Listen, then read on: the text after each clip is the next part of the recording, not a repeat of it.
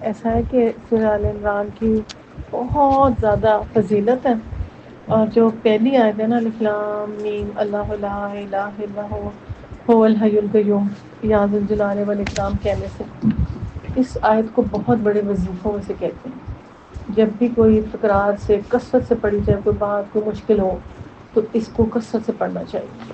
اس سورہ مبارکہ کی طرح سورہ البقرہ کی طرح اس کی بہت زیادہ فضیلت ہے۔ اور یہاں پہ جو کہا گیا عبداللہ بن سے کہ یہ جو صورتیں کے اوائل میں ہیں دو بدلیوں کی طرح آئیں گی، دو ٹوین صورتیں، دو بڑی صورتیں، اور حشر کے میدان میں کیا ہوگا، سایہ کریں گی اپنے بندے کے اوپر نا۔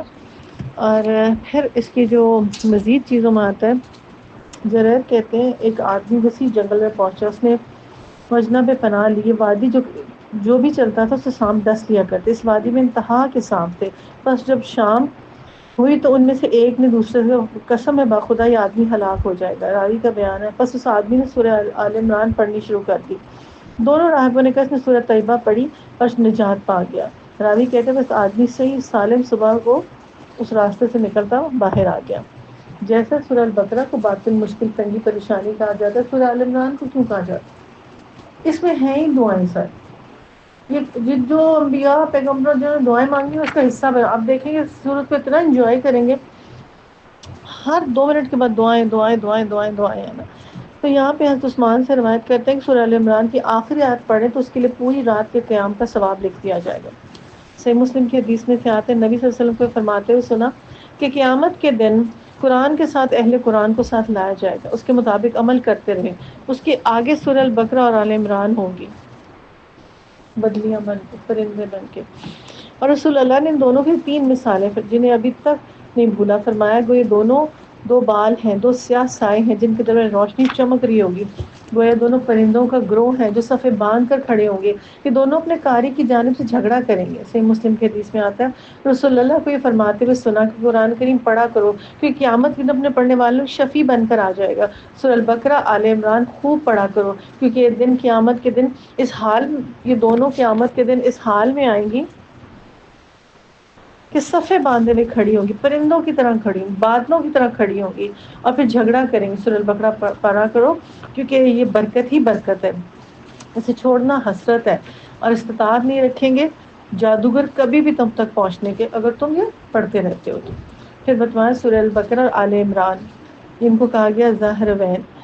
علماء کے اس بارے میں 3 اقوال پائے جاتے ہیں۔ کیا 3 اقوال پائے جاتے ہیں؟ پہلا قول اس کے بارے میں کہا جاتا ہے کہ روشن دلیل والی کتاب ظاہرہ، اس میں ہدایت ہے، اس میں رہنمائی ہے آپ لوگوں کے لیے، یہ قاری کے لیے انوار ہے، یعنی اس کے معنی ظاہر اور روشن ہے، اس میں کچھ کنفیوژن والی بات نہیں، ڈائریکٹ کلیئر احکامات آپ کو یہ کر لو یہ کر لو یہ کر لو۔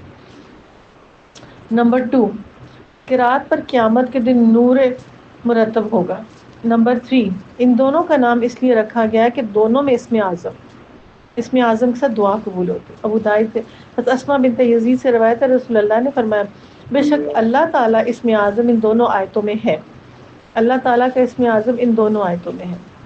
اور پھر آپ نے اللہ لا الہ الا هو الحی القیوم پڑھی، اور آپ نے فرمایا بادل جو اکٹھے کر دیے جائیں گے۔ سورہ البقرہ میں کہا ہے الف لام میم اللہ لا الہ الا هو، آیت الکرسی سٹارٹ ہے اس کا بھی، یہاں پہ سورت کا سٹارٹ ہی اس سے اسی لفظ کے ساتھ۔ 3rd روایت میں آتا ہے شاہد اللہ انہ لا الہ الا هو، اللہ تعالیٰ 70,000 فرشتے پیدا کرتے ہیں اور یوم قیامت تک اس کے لیے استغفار کرتے ہیں جو ان آیات کو پڑھتے ہیں۔ اسی لیے حسرت ہی بن جائے گی، جس نے پڑھے ہوں گے اس کے لیے خوشی ہوگی، جس نے نہیں پڑھے گی اس کے لیے حسرت بن جائے گی۔ اس سورت کا ابتدائی حصہ وقت نجران کے سبب نازل ہوا تھا، اور اس میں جو نصارہ تھے 60 سواروں مشتبہ رسول اللہ کے پاس مدینہ طیبہ حاضر ہوئے۔ ان کے اشراف میں سے 14 افراد تھے، ان 14 افراد کے 3 آدمی ایسے تھے جن کی طرف سے امن لوٹا تھا اور پھر معاملات کا انحصار ہوا تھا۔ اس کا نام عبدالمسیح اور ایک دن کا معاون مددگار سردار تھا، انہیں اکٹھا کرنے والوں کا نام الحیم تھا۔ اور یہاں پہ جیسے وہ بشپ ہوتا ہے نا، وہ عصر کی نماز پر رسول اللہ کے پاس پہنچا اور یمنی کپڑے کے جبے پہنے ہوئے، چادریں پہنے ہوئے تھے۔ نبی صلی اللہ علیہ وسلم کے اصحاب نے کہا ہم نے ان کی مثل اور جمال اور ایسی ظاہری زیب و زینت دیکھی نا، یہ کیسا وقت ہے۔ نماز کا وقت ہوا، وہ اٹھے، نبی کی مسجد میں مشرق کی طرف گئے، نماز پڑھی، تو حضور اکرم نے فرمایا تم انہیں چھوڑ دو. پھر وہ کئی دنوں تک وہاں ٹھہرے. رسول اللہ صلی اللہ علیہ وسلم سے عیسیٰ علیہ السلام کے بارے میں مناظرہ کرتے تھے. گمان تھا کہ وہ اللہ تعالیٰ کے بیٹے ہیں اور علاوہ بھی اضطراب میں رہتے تھے اور پھر ان کی کوئی مدد کرنے کو تیار نہ تھا. آپ نے کہا چھوڑ دیں اس قرآن سننے دو, بیٹھے رہے مسجد میں, کچھ نہیں ہوتا. پھر ان کا معاملہ اس حد تک پہنچا کہ رسول اللہ نے مباہلہ کی دعوت کی اور پھر یہ آیت نمبر 2, 3, 4 اور ان آیات کا نزول ہوا. پھر اللہ یہی وہ آیات ہیں, ایک یہ اور ایک اور, جو نجاشی بادشاہ کے دربار میں پڑھی گئی اور اس کا اتنا امپیکٹ آتا ہے کہ اس کی آنکھوں سے آنسو گرنا شروع ہو گئے تھے اور وہ ایمان لے آیا تھا فوراً نا. میری ایک فرینڈ ہے امریکہ میں, تو وہ بتاتی ہے کہ میں نا ایک اپنی فرینڈ کی تیمارداری کرنے کے لیے گئی. جب میں اس فرینڈ کی تیمارداری کرنے کے لیے گئی تو وہاں پہ انہوں نے کہا نیچے پارکنگ نہیں ہے, آپ کو اوپر پارکنگ پہ جانا پڑے گا اور ویلے پارکنگ کرا لیں آپ نا. ایک لڑکا آپ کی گاڑی لے جائے گا, اوپر آپ کی پارکنگ کر دے گا, ویلے پارکنگ پہ لے جائے. اس نے کہا, میں نے کہا کیا یہ مصیبت ہے, آگے مجھے پارکنگ نہیں ملی, ویلے پارکنگ مل گئی. تو کہتی ہے اچھا ٹھیک ہے, یہ لو پیسے پکڑو, میری ویلے پارکنگ کر. تو کہتی ہے جب ختم ہو گیا سارا, میں مل شل لیا, تو اس کے بعد کہتی میں نے جانے کے لیے اپنی گاڑی واپس منگوائی. تو ویلے پارکنگ والا ہوتا ہے کہ گاڑی چلا کے لا رہا ہوتا ہے, بٹھا لیتے, کہتے چلو میں آپ کو باہر تک چھوڑ آتا ہوں. ویلے پارکنگ والا گاڑی میں بیٹھ گیا. جب ویلے پارکنگ والا گاڑی میں بیٹھ گیا تو اس نے کہا کہ میں نا آپ کا قرآن بہت پڑھتا ہوں. تو وہ مسلمان, اس کے نہیں مسلمان نہیں. تو میں نے بہت ہی کتاب پڑھی ہے نا. تو اس نے کہا کہ میں نا کسی شیخ کو ڈھونڈنا چاہتا ہوں کہ کیا طریقہ ہوتا ہے. پھر اس سے باتیں کرتا رہا, قرآن کی باتیں پوچھتا رہا. تو جتنی دیر نا ماں کہتی رہی نا, پھر میں اور اس پاس کھڑی ہوگی, مجھے اتنا اٹریکشن اس ساتھ ہو گئی. کہتی پھر اس نے نا کہا کہ مسلمان ہونے کے لیے کیا چاہیے, میں کس کے پاس جاؤں. اس کا مسلمان ہونے کے لیے کچھ نہیں چاہیے, میں تمہیں اشہد ان لا الہ الا اللہ و اشہد ان محمد عبدہ و رسولہ پڑھاؤں, تم مسلمان. کہتے بس اتنی سی بات کر رہے ہیں مسلمان. کہتی وہاں شہادہ لیا, وہ مسلمان ہو گیا. اور اس کے بعد نا ہماری فون پہ کنورسیشن, کتابیں, چیزیں میں اس کو بھیجتی رہوں, کرتی رہوں. تھوڑے دنوں بعد فون آیا اس کا کہ میرا ایک کزنس کا گروپ ہے, تو ہم اگر آن لائن آپ سے باتیں سننا چاہیں نا تو آپ ہمیں بتا دیں گے سارا اس بارے میں, جب ان کے سوال ہوں گے, ان کے کانسیپٹ کلیئر کر دیں گے. اس کا کیوں نہیں, ضرور کر دوں گی. مجھے کزنس کا گروپ تھا, وہ سارا مسلمان ہو, 9 لڑکے. کہ ایک چیز کے ساتھ کیسے چیز جڑی ہوتی, پارکنگ ایک ہوئی, اس سے وہ آگے, اور اس سے اتنا بڑا گروپ کو وہ قرآن پڑھا رہی ہے ماشاء آن لائن. اور اتنی کہتی ہے مجھے لائف بڑی ڈیفیکلٹ تھی, پہلے کینسر ہو گیا, پھر ہسبینڈ کی ڈیتھ ہوگئی, پھر ایک اسٹیٹ دوسری اسٹیٹ کبھی کسی بچے. تو کہتی ہے اللہ تعالیٰ ایسی بھی خوشیاں دیتا ہے, یہ سکون اب مجھے مل رہا ہے کہ میں کچھ اللہ کا کام کر رہی ہوں. اور اللہ تعالیٰ, میں اسے ہمیشہ سمجھاتی ہوں تو اللہ تعالیٰ اس سے بہترین کام لے اور خیر و برکت دے زندگیوں کے اندر. تو ہمیں اس وقت مسلمانوں کو کلمہ پڑھانے کی ضرورت ہے. پتا ایک اور میری فرینڈ, اس کا کل فون آیا اور اس کا بڑا روتے ہوئے فون آیا, بڑی لمبی بات تھی, اسے مختصر سناتی ہوں. اس نے مجھے کہا کہ میرا بیٹا, جب میرے ہسبینڈ کی ڈیتھ ہوئی تو میں پڑھا نہیں سکتی تھی, تمہارا ایک مکان مالک تھا, اس نے کہا بچہ میرے پاس چھوڑ دو, میں پڑھا دی. کہ میں نے پڑھا دیا, چھوڑ دیا, بچہ پڑھ گیا, بڑی اچھی یونیورسٹی, سارا کچھ ہو گیا. اس کا کوئی کاروبار تھا, اس نے سر اس کو جوائن کر لیا, ان کے 2 اور لوگ تھے. اس کاروبار پہنچاتے ملین ڈالرز تک وہ کاروبار ان کا بیٹا ساتھ لے گیا نا. بہت ہی امیر ہو گیا, اور بہت ہی, ماں کو بھی گاڑی لے دی, یہ کر دیا, وہ کر دیا. اور اس کے بعد نا مسجد میں بیٹھا ہوتا تھا, تو اپنے کام کی بھی بات کر رہا ہوتا تھا.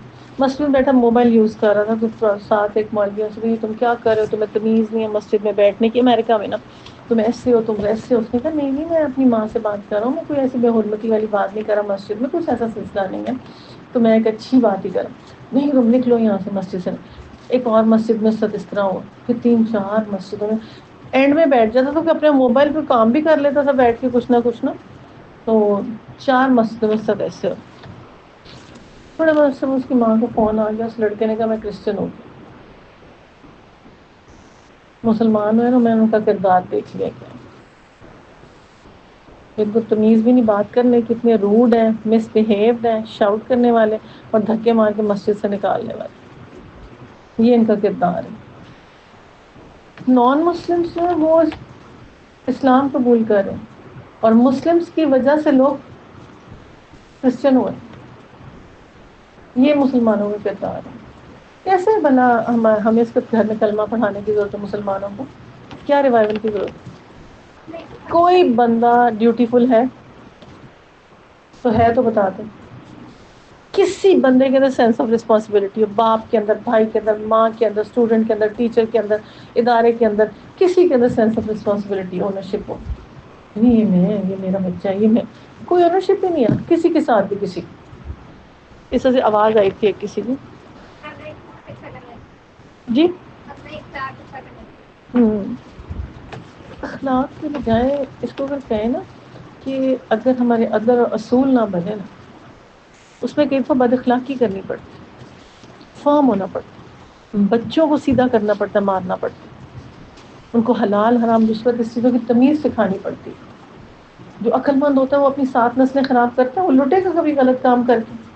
جس گھر کی ماں جھوٹ بولے گی اس گھر میں رزق آئے گا؟ چوری کی چیز سے کبھی برکت آ سکتی ہے؟ غلط کام کرے سے کبھی کچھ ہو سکتا ہے کام سیدھا؟ ابھی نہیں کچھ سیدھا. اس ٹیمپریری کے ساتھ ساتھ جو پکا اللہ نے لکھا ہوتا ہے وہ سارا اڑ کے چلا جاتا ہے کہیں اور، کہیں اور چلا جاتا ہے. جو نیک متقی، اب دیکھیں ایک تعمیر سیرت ہے، اس کا اصول کیا ہونا چاہیے؟